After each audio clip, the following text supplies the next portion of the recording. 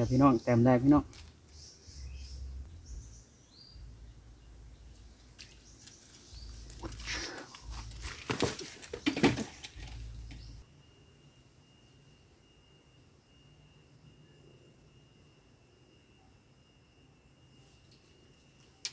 น้ำว่าแล้วรสพี่น้องกินแบบนี้มาไก่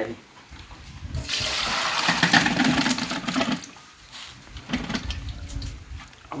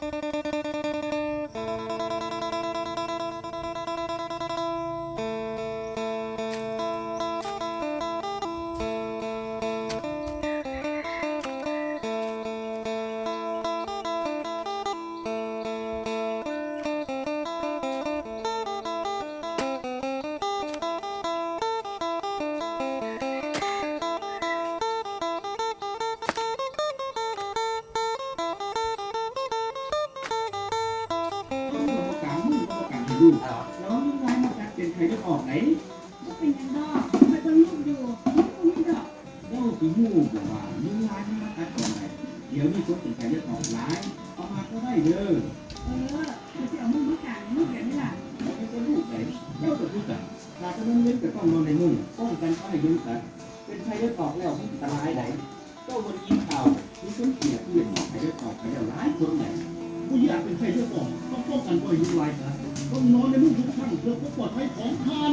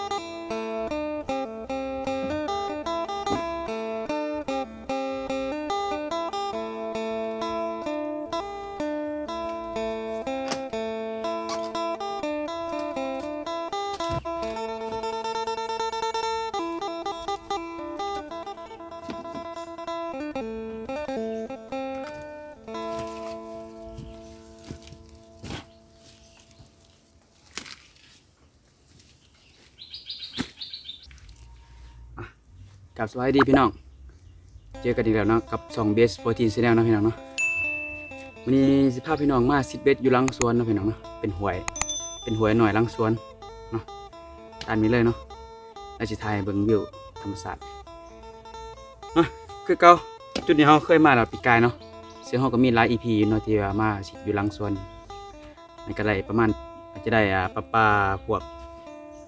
ปลาขาวหน้าเนาะพี่น้องเนาะขาวหน้าปลากระแยงปลาสูตรหน้าสิเนาะเป็นปลาเค็งไปสิเนาะพี่น้องเนาะสำคัญก็คือปลารสเนาะปลาลูกปลาคอก็มีอยู่ก็ได้อยู่ปลาลูกปลาคอเนาะแต่กับบหลายเบ็ดเฮาเบ็ดขั้นไม้ไผ่พี่น้องเป็นเบ็ดขั้นไม้ไผ่เบ็ดน้อยเนาะขั้นน้อยสันเพราะว่ามันหวยหน่อยเนาะเราก็ตัดเอากิ่งไผ่กิ่งหยังไปนี่เนาะมาให้เป็นขั้นเบ็ดทุนเขาจะเป็นผมสนุหน่อยทุนเขาแล้วก็มีกลัวแล้วก็ดงเบ็ดพี่น้องเนาะเบ็ดเป็นเบ็ดท่องพี่น้องเบ็ดท่องนิดหน่อยเนาะเบ็ดเท่าเนาะเพราะว่ามันเป็นปลาหน่อยพี่น้องเขาก็ต้องใส่เบ็ดหน่อยเนาะกี่เดือนพี่น้องเนี่ยครับกี่เดือนเขาไปพุดเมื่อกี้เนาะตามคลิปแต่ต้นเนาะแล้วก็เลือกเอาไซส์หน่อยเนาะกี่เดือนก็ได้เนาะ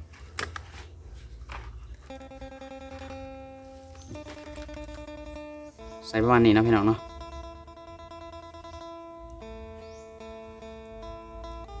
เสียบเลยเนาะ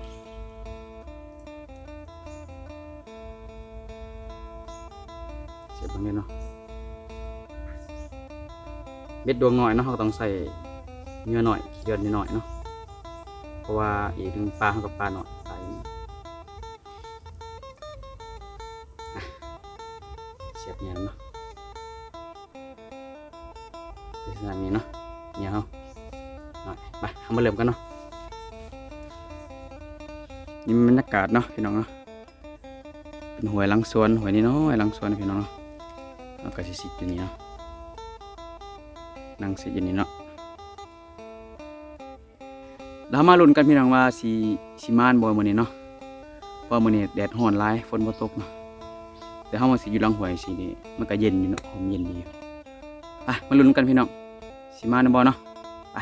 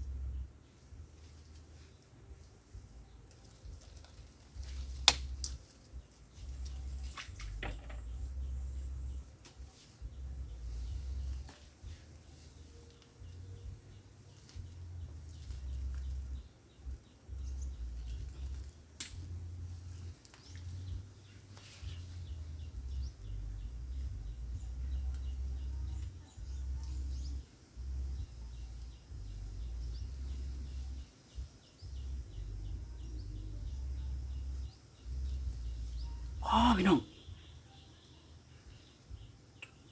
ทุนจนลบ1,000กี่นี่ว่าอย่างวะ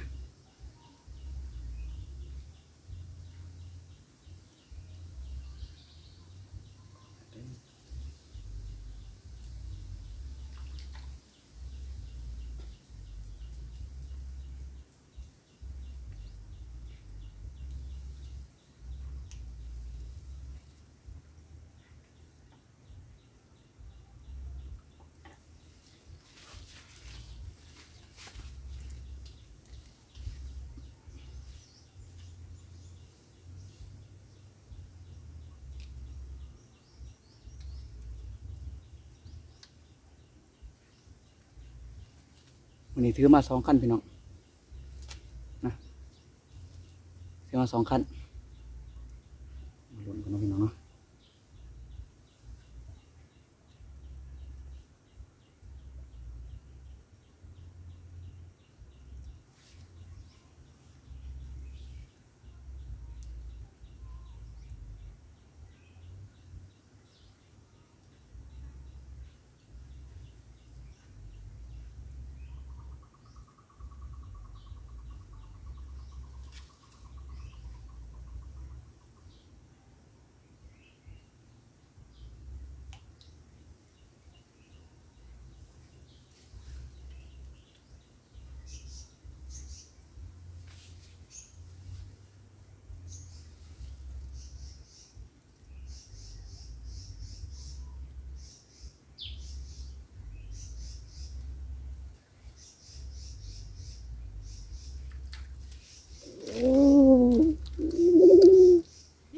มาเดี๋ยวพี่น้องแต้มแรกพี่น้อง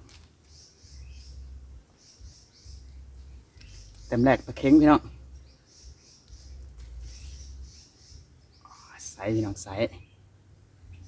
สุดยอด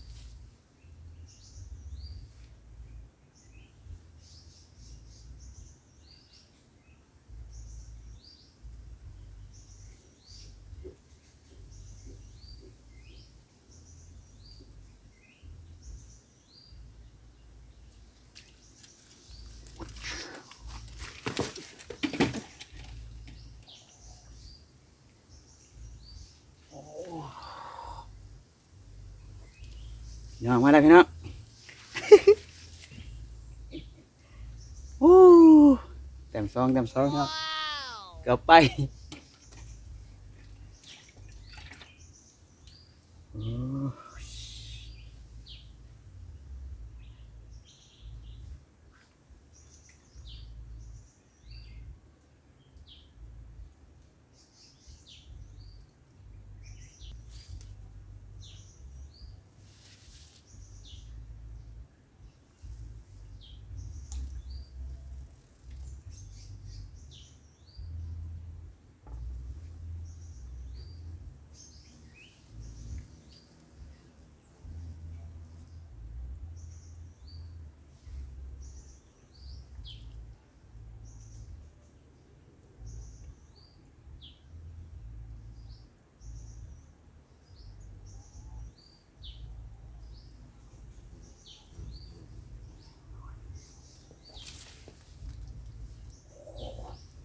โอ้พี่น้องโอ้ปุ่มจนลุกขั้นจนดกไปอีกสิพี่น้องเลย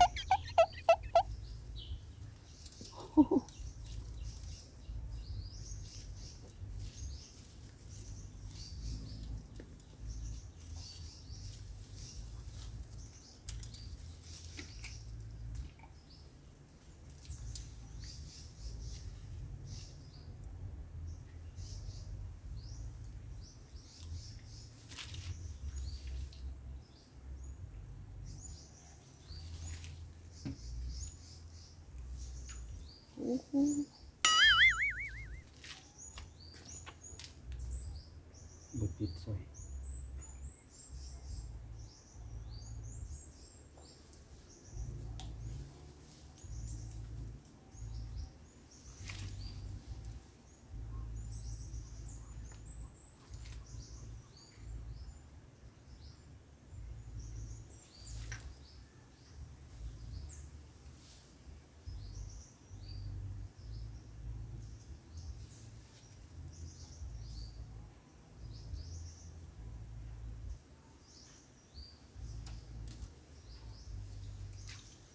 ว้าหลุดพี่น้อง Oh no!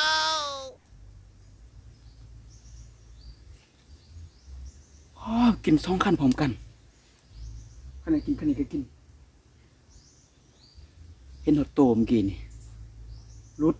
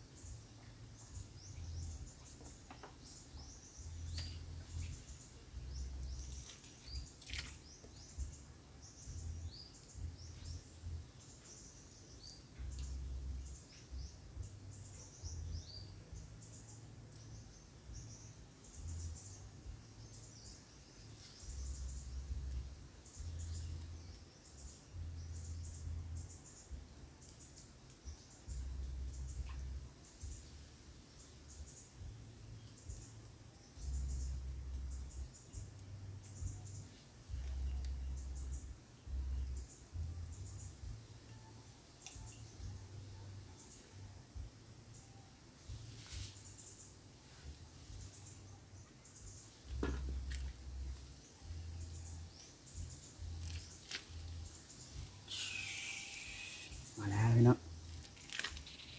แต้มสามปลากระแยงพี่น้องอู้มันปลากระแยง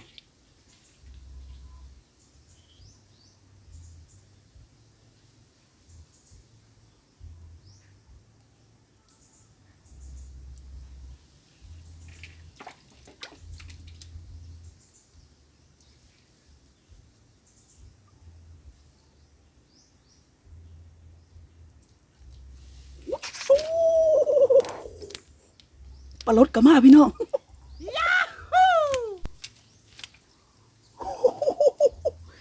ไฮไลท์ของงานพี่น้องเลยโอ้ปลารด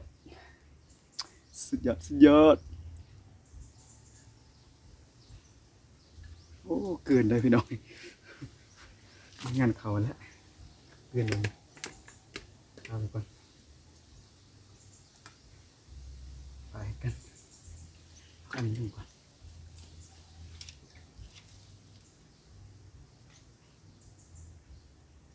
พี่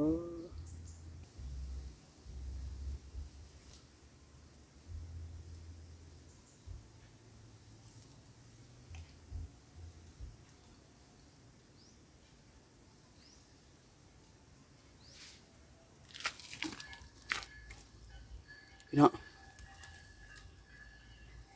ปลาดุกหน้าพี่น้องเมื่อกี้นี้เพิ่มตั้งกล่องพี่น้องไงเพราะว่าเปลี่ยนมุมกล่องใหม่เนาะเปลี่ยนมุมกล่องใหม่จากบนนี้มาอยู่บนนี้แล้วปลาขั้นเบ็ดตัวนี้ไปอยู่นี่เนาะกำลังตั้งมุมกล่องอยู่ทายประทันเนาะพี่น้องไงดึงขั้นตกลงน้ำเลยพี่น้องพอขั้นกันหน่อยๆเนาะโอ้ดุกหน้าพี่น้องดุกหน้าสุดโอ้มาได้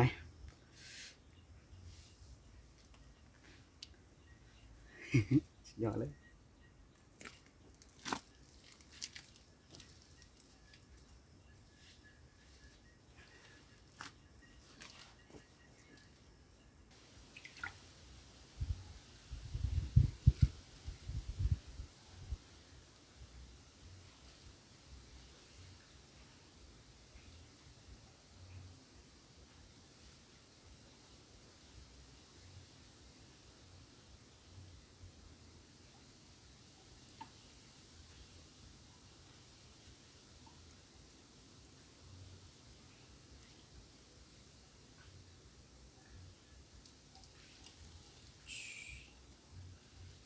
ไปแล้วพี่น้องข้าวหน้าเต็มเนาะหักลาย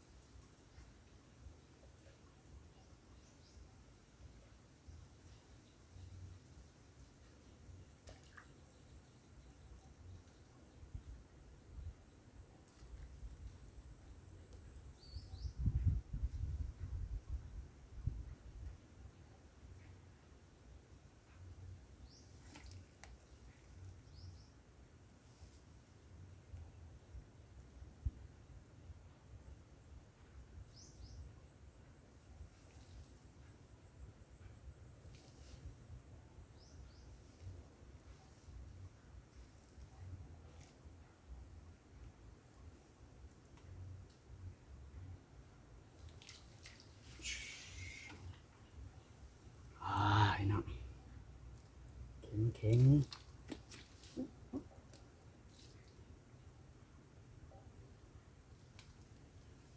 พี่น้องใส่งาม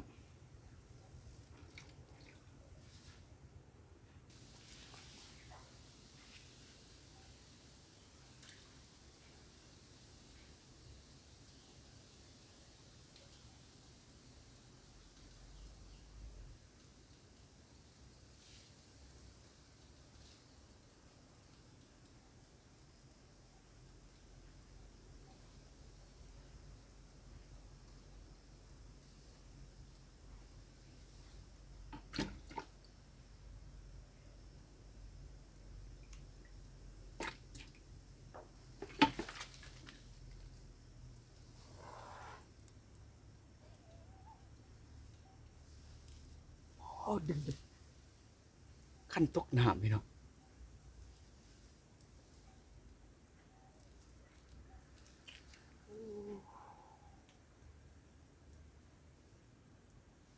ดึงจนขั้นตกน้ำไป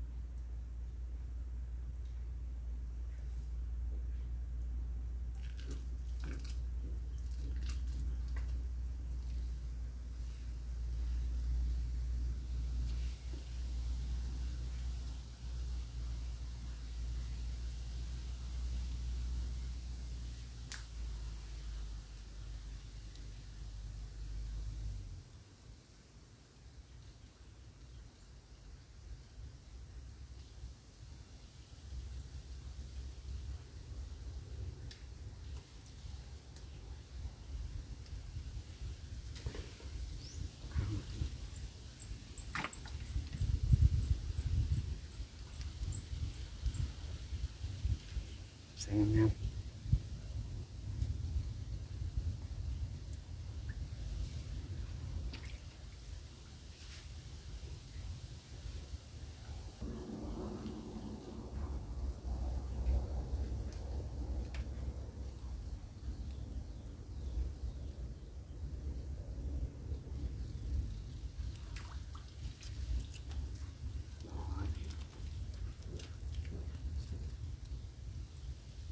ใส่งามพี่น้องเก็บแต้มเรื่อยๆพี่น้อง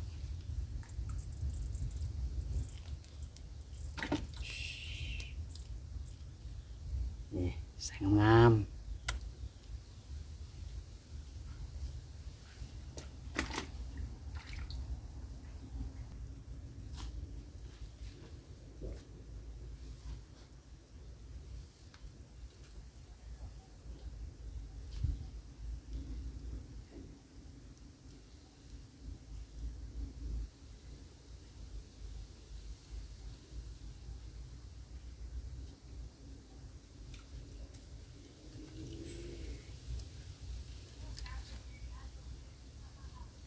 เก็บแต้มเรื่อยๆพี่น้อง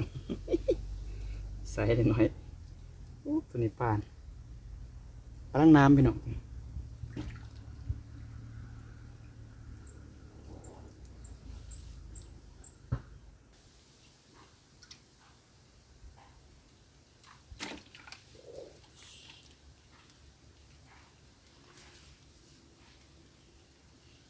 มีไซส์พี่น้องมีไซส์ตัวนี้สุดยอด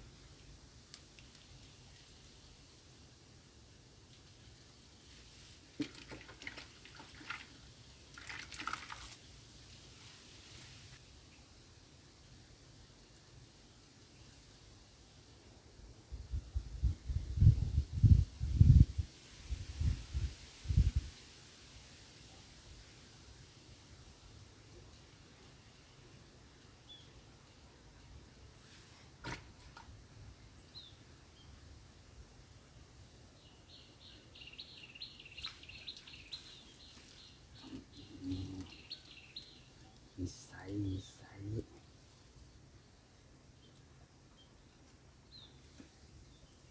ใส่งามๆพี่น้องใส่งาม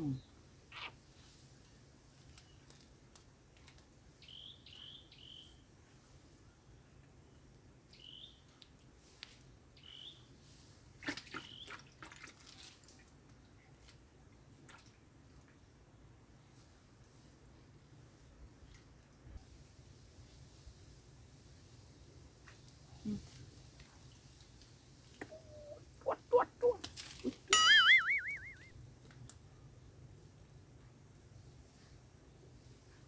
แสงงามๆพี่น้องแสงงาม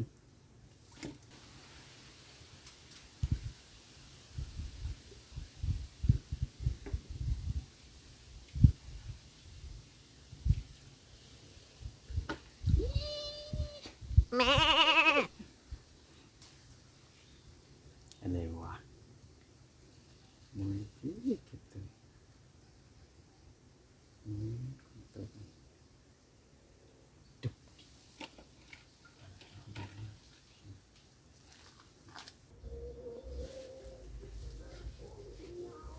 พี่น้องตอนนี้ก็บกินแล้วพี่น้องเนาะเริ่มบกินก็มีตอดอยู่เนาะมันคือนี่โอ้หลุด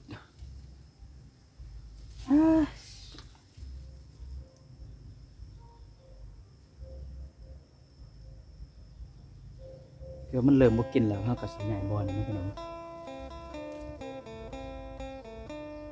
เกี่ยมใหญ่บอลเลยนะมันจะไปอีกจุดหนึ่งเนาะ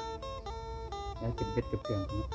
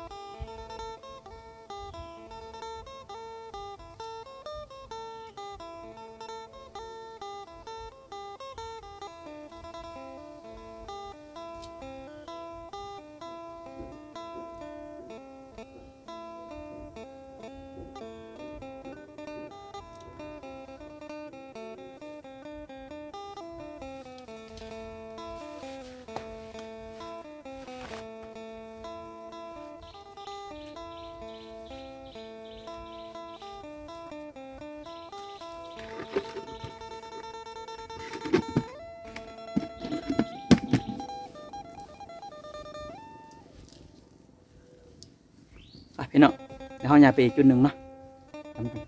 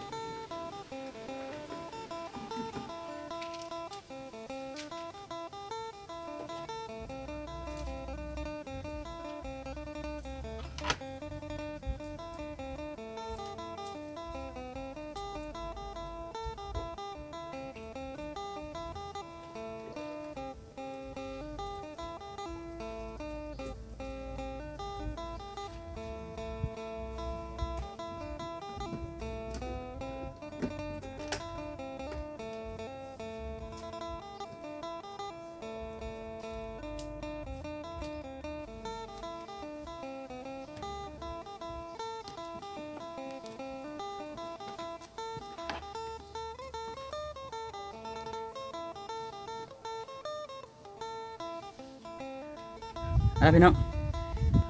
ตอนเขาก็ได้มาจุดใหม่แล้วเนาะปัจจุบันห่างจากจุดเก่าห้องประมาณ10 เมตรเนาะบกไก่เนาะเป็นสายหัวเดียวกันเนาะเป็นที่นี้ที่ไก่นี้จะตึบกว่านี้เนาะเพราะว่ามันมีไม้ไผ่โอบเลยเป็นโฮมดีแต่ปีนี้ก็จะเกตคือทางล่างมันก็จะเฮ็ดอันส่วนอ้อยพี่น้องก็เริ่มจากแปลนเนี่ยเนาะมาลุ้นกันพี่น้องว่าจุดใหม่นี่สีมานซ้ำจุดเก่าบ่เนาะว่าสิมีโตใหญ่บ่เนาะมาลุ้นกัน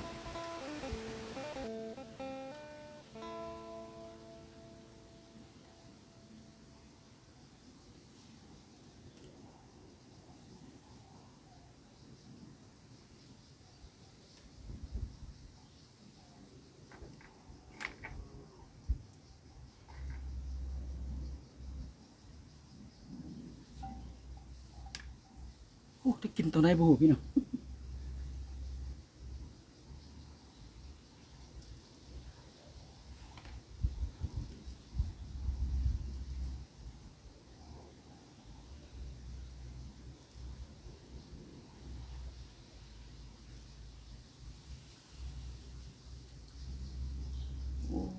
พี่น้องแต่กลางไม้พี่น้อง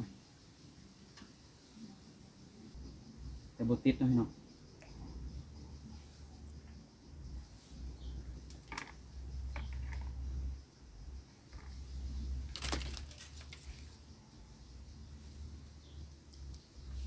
โอ้เจ้านี่ดอกเนาะพี่น้องมานะพี่น้องจุดใหม่ สายจิ๋วพี่น้องสายจิ๋ว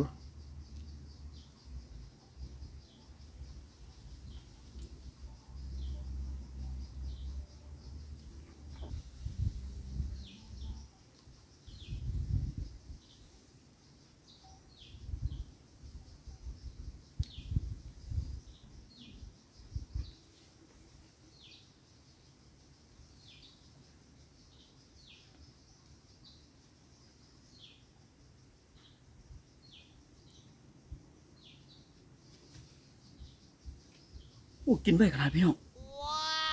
กินน้องพอเท่าไรกินเอากินเอา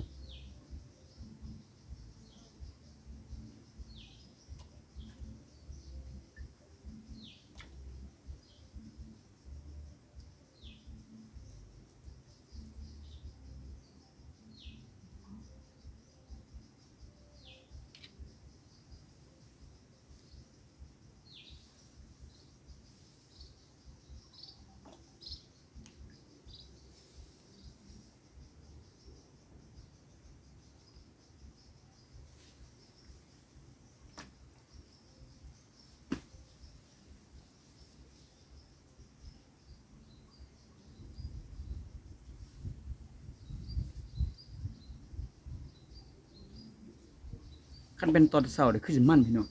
นอกจุดนี้ก็เป็นช่วงเช้าเนาะช่วงประมาณ7-8 โมงเนาะ7-8 โมง9 โมงคือสิมันอยู่นี่เนาะ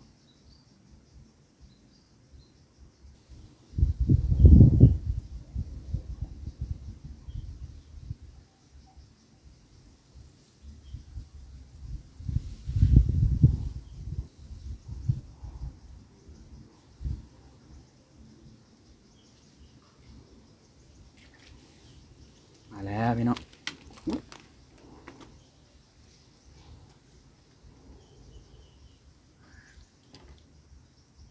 สายใหญ่เต๋อพี่น้องตัวนี้โ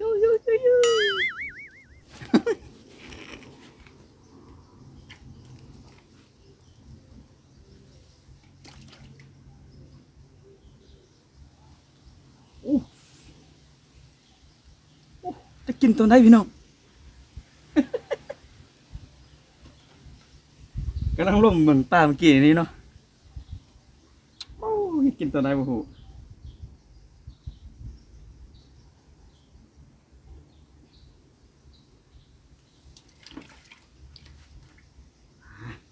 นั้น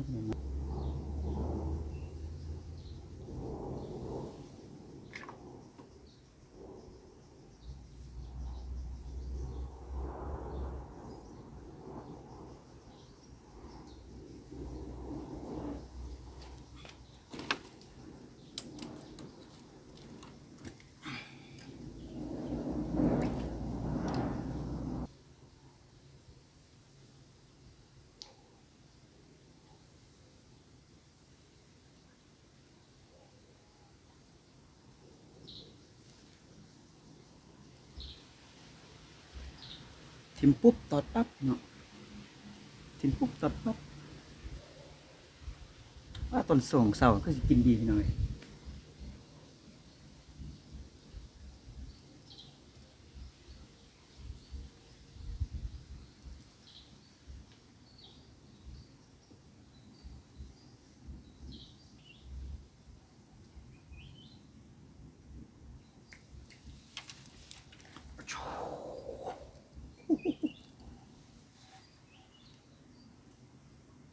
ตึกตลอดอยู่ครับแต่ว่า มันบกแก่พี่น้องตะเข็งเกินเลยพี่น้องเลย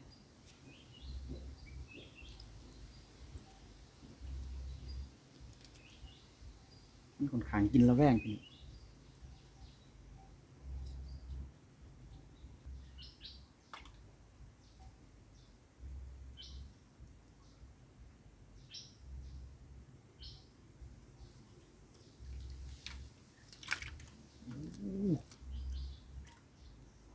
ปลานั่งพี่น้อง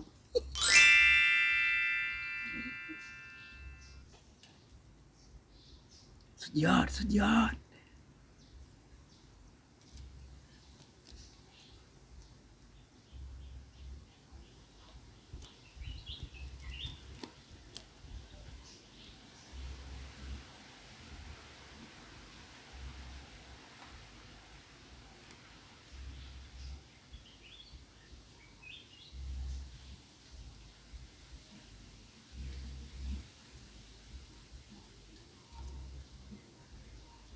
ปลานั่งใส่งามๆพี่น้อง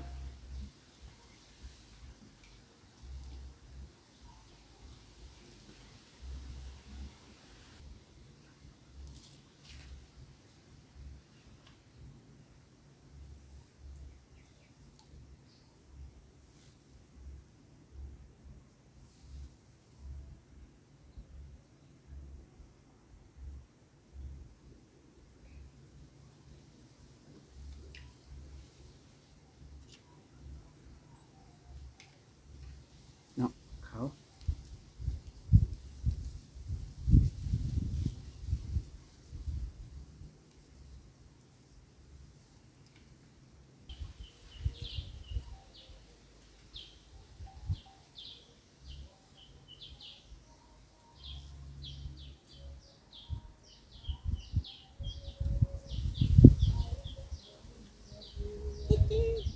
ใส่เล็กพี่น้อง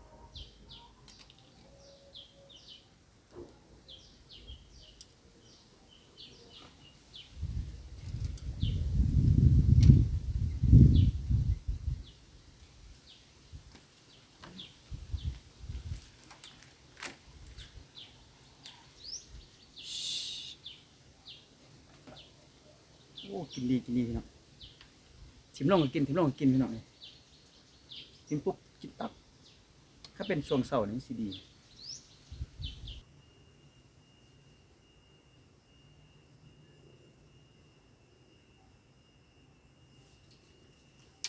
น้ำว่าแล้วรสพี่น้อง กินแบบนี้ครับละ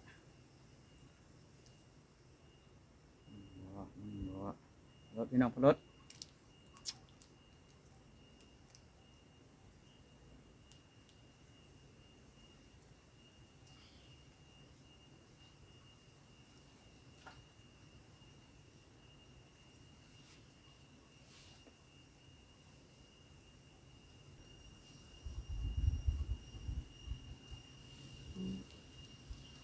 เย้เค็งพี่น้อง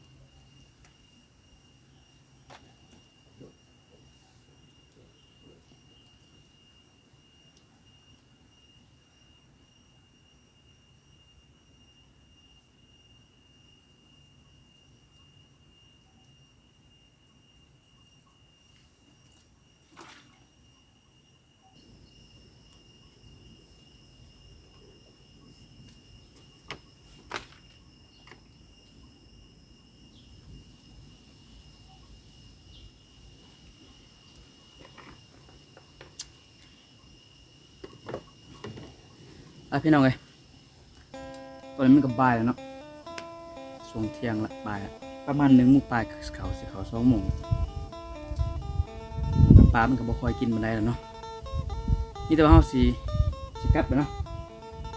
ถึงแก่เวลาแล้วเนาะสิกลับมื้อเทื่อมื้ออื่นก็สิไปไม้พุ่นเนาะมื้ออื่นสิไปจุดใหม่มื้ออื่นเนาะจะเป็น EP ต่อไปเนาะเฮาสิไปจุดใหม่สำหรับมื้อนี้สิเช้าก่อนเนาะ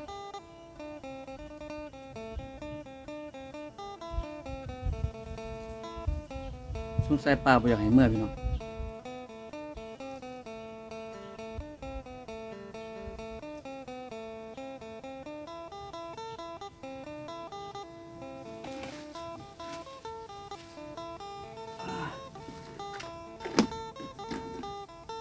เอาไปเบิ่งผลงานกันอยู่เพื่อนนะพี่น้องเนาะนี่ครับแล้วเมื่อเพื่อนเขาสิทอเบิ่งนะว่าเขาว่าผลงานสิได้สำหรับมื้อนี้เนาะ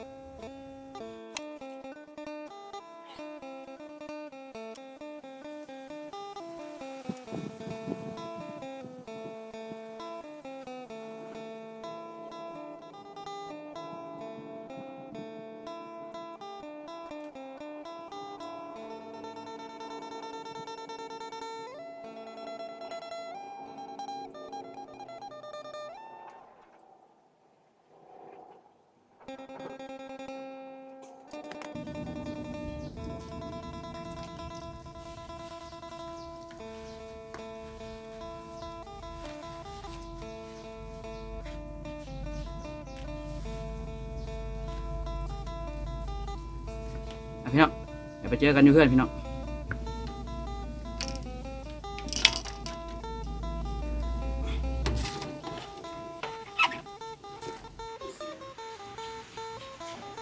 พี่น้องตอนนี้ก็มาหอดบ้านแล้วเนาะพี่น้องเนาะมาสรุปผลงานกันเนาะเดี๋ยวได้สมัยเนาะสรุปผลงานมาใกล้ๆดิ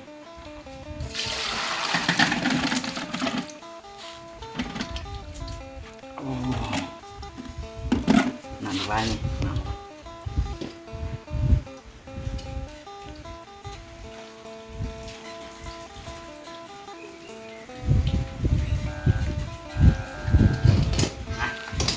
ง่ายพี่น้อง2 จุดเท่านั้นเนาะพี่น้องเนาะและอีพีต่อไปสิไปจุดใหม่เองเนาะว่าสิมาทำเก่าบ่เนาะพี่น้องนี่ปลาลดเนาะปลาดุกแกตัวหนึ่งปลาลดปลาเค็งปลาขาวเนาะมีแต่ไซส์งามๆพี่น้องจบคลิปเป็นเพียงแค่นี้พี่น้องเอ้ยเนาะเดี๋ยวเจอกันใหม่อีพีต่อไปเนาะบาย